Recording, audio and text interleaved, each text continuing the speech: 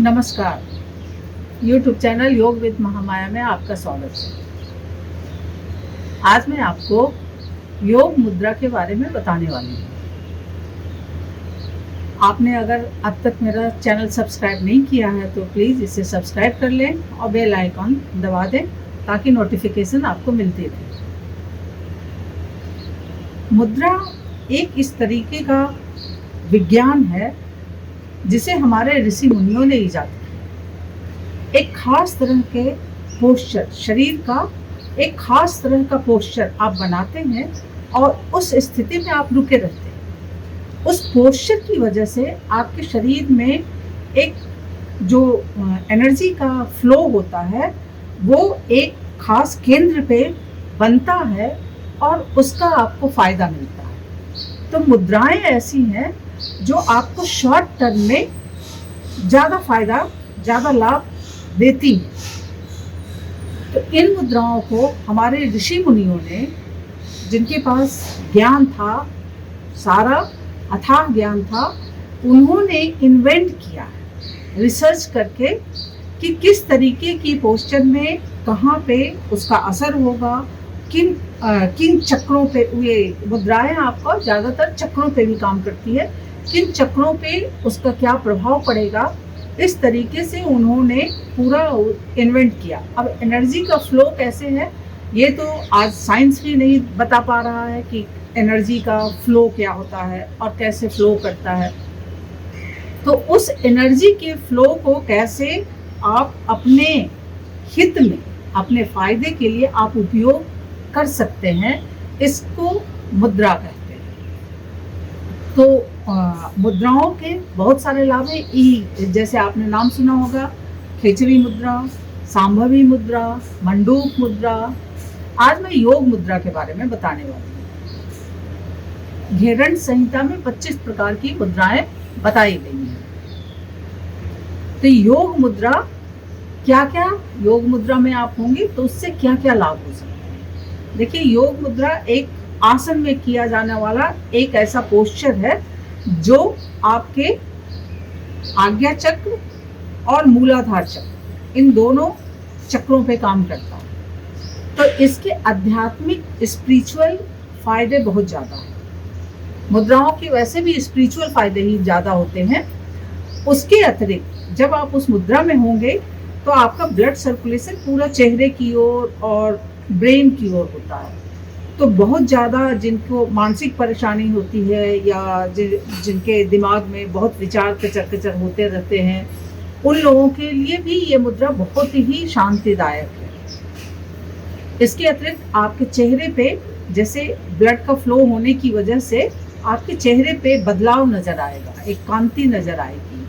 और जो तमाम एज के जो इफ़ेक्ट होते हैं वो एज के इफ़ेक्ट आपको नज़र नहीं आएंगे अगर आप इस मुद्रा को अपने योग के आसनों में इसे शामिल करते हैं। तो इसके अतिरिक्त जो इस मुद्रा का जो पोस्चर है उसकी वजह से ये आपके पेट में तमाम तरीके के फायदे देता है, यानी अपच में, गैस में, एसिडिटी में, कब्ज में, हर तरीके के पेट के रोगों में ये बहुत ही ज़्यादा फायदेमंद होता है। लगभग आधा मंडूक आसन का इसका फायदा आपको इस मुद्रा में भी मिलेगा।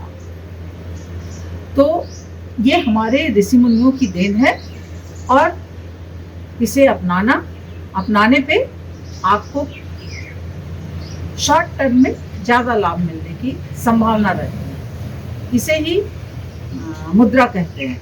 तो देखते हैं ये मुद्रा कैसे करते हैं, योग मुद्रा।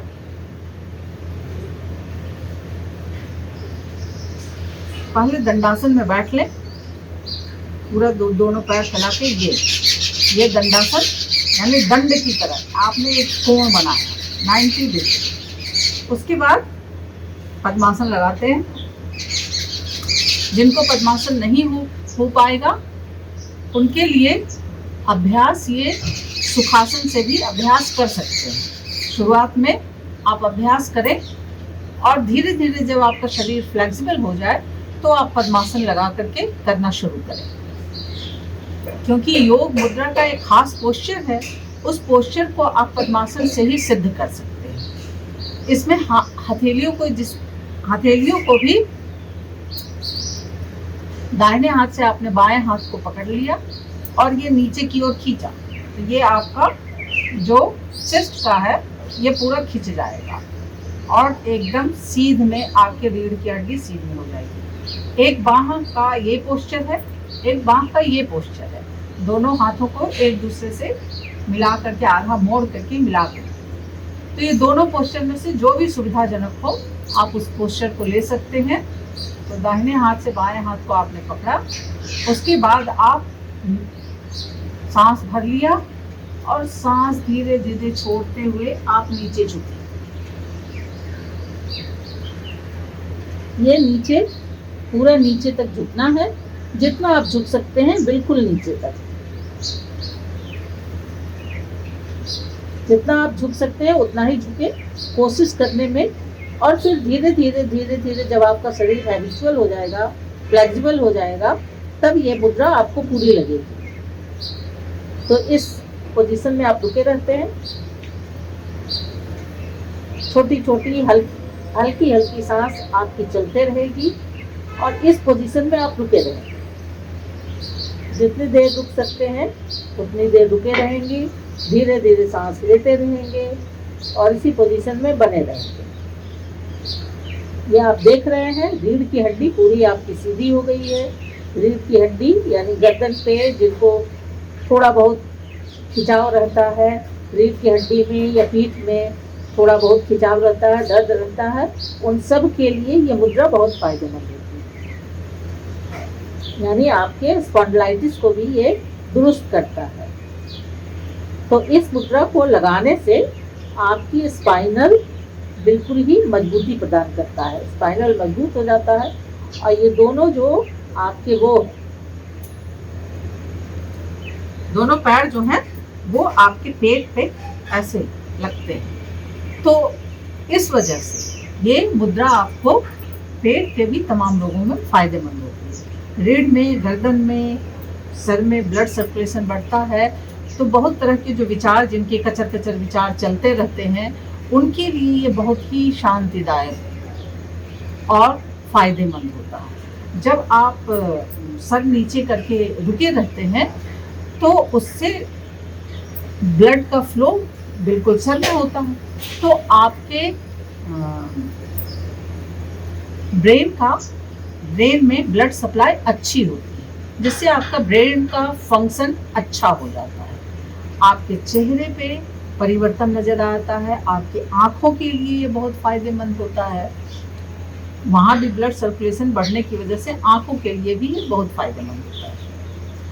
तो इस मुद्रा को, इसमें अब देखिए, इसमें जिसको नाभि खिसकना जिसे कहते हैं कि धरण, तो धरण खिसकना भी कहते हैं। तो नाभि अगर किसी की खिसकती हो तो उसके लिए इसी में एक और एडिशन, उसके लिए आप क्या करें, सेम वैसे ही चीज ये उसको दुरुस्त करता है। नाभि एक ऐसा केंद्र है, वो 72,000 नाड़ियों का कहा जाता है कि पूरा एनर्जी का सोर्स ऑफ एनर्जी वहाँ से, वो पूरे के पूरे बॉडी के एनर्जी को कंट्रोलिंग करता है, क्योंकि माँ के गर्भ में आप वहीं से जुड़े होते हैं। इसमें आप इस घुटने को नाक से छूते हैं, सांस छोड़ते हुए घुटने को नाक से छूते हैं,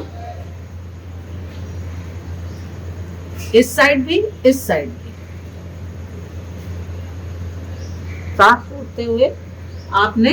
सांस छोड़ते हुए घुटने को सर से लगाया, तो आपने जब दोनों ओर सर को घुटने से लगाने की वजह से ये आपका बैलेंस हो जाता है। तो उसमें जरा सा भी इधर उधर खिसकाव अगर होगा एनर्जी का, तो वो बिल्कुल बैलेंस हो जाएगा। और जो लोग अपने आसन में योग मुद्रा को शामिल करेंगे, उन्हें कभी भी इस तरह की परेशानी नहीं होगी। योग मुद्रा को करने का एक और तरीका है वज्रासन में।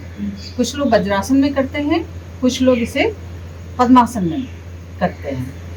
अलग अलग ऋषियों के अपने अपने अनुभव हैं, उनके उसके अनुसार से उन्होंने बताया। कुछ लोगों ने वज्रासन में बताया है, कुछ लोगों ने पद्मासन में बताया। तो देखते हैं वज्रासन में कैसे करते हैं। वज्रासन में भी करने का सेम पोजीशन है। वज्रासन में आप बैठ लिए और दाहिने हाथ से बाएं हाथ को पकड़ के आपके सीधा किए और उसके बाद सांस भर लिया और सांस छोड़ते हुए धीरे धीरे धीरे धीरे आप झुकते इस पोजीशन में जितना झुक सकते हैं उतना झुके, धीरे धीरे समय दें और ये आप नीचे एकदम झुकते इस पोजीशन में रुके रहें। छोटी छोटी सांसें लेते रहें, धीरे धीरे सांस लेते रहें और इसी पोजीशन में रुके रहें। जितने देर रुक सकते हैं इस समय को आप धीरे धीरे अपना बढ़ा सकते हैं। योग मुद्रा पद्मासन या वज्रासन दोनों में किया जाता है और हाथों का भी दो तरीके से प्रयोग किया जाता है, इस्तेमाल किया जाता है। दोनों बता दिया आपको। अब योग मुद्रा में आप जब इस पोजीशन में होते हैं तो ये किनके लिए नहीं करना चाहिए, किनको सावधानियां बरतनी चाहिए। तो सबसे पहले तो जो हाई बीपी के पेशेंट हैं उनको नीचे झुकने में मना होता है, उनके लिए मना है। हार्ट पेशेंट जो है उनके लिए मना है। जो गंभीर प्रकृति के रोगी हैं वो तो कर ही नहीं पाएंगे इसे, तो उनके लिए तो खैर मना है ही है। जिन्हें भी उस तरीके की डिजीज़ है जो एकदम क्रॉनिक और परेशान, तो उनके लिए भी मना है। गर्भवती महिलाएं न करें और पीरियड में, मेंसेस की पीरियड में आप 5-6 दिन इसे ना करें। जो भी महिलाएं अगर शामिल करना चाहती हैं इसे तो वो शामिल 5-6 दिन इसे रोक करके और फिर उसके बाद कर सकती हैं। और इसके अतिरिक्त जो साइटिका के पेन जिनको रहता है उनके लिए भी ये मुश्किल होगा करना, और जिनको स्लिप डिस्क की परेशानी है उनके लिए भी नीचे झुकना मना होता है, तो वो भी नहीं कर सकते हैं। तो ऐसे कुछ सावधानियां बरतते हुए इन लोगों को छोड़ करके बाकी लोग इसे आराम से कर सकते हैं। और ये आपकी स्पिरिचुअल लेवल को बढ़ाने वाला ये योग मुद्रा माना गया। यानी ये आपके मूलाधार से लेके ये आज्ञा चक्र पे जब आप झुकते हैं तो आज्ञा चक्र पे ये काम करता है। और आप जानते हैं कि आज्ञा चक्र आपके स्पिरिचुअलिटी को बढ़ाने वाला चक्र माना गया है। तो ये बहुत ही अच्छा और आरामदायक और फायदेमंद मुद्रा है। इसे आप अपने आसन में शामिल करें और इसका लाभ उठाएं। अगर आपका कोई प्रश्न हो तो पूछ सकते हैं, जवाब मिलेगा कमेंट सेक्शन में। और अगर वीडियो पसंद आया हो तो इसे लाइक और शेयर करें। धन्यवाद।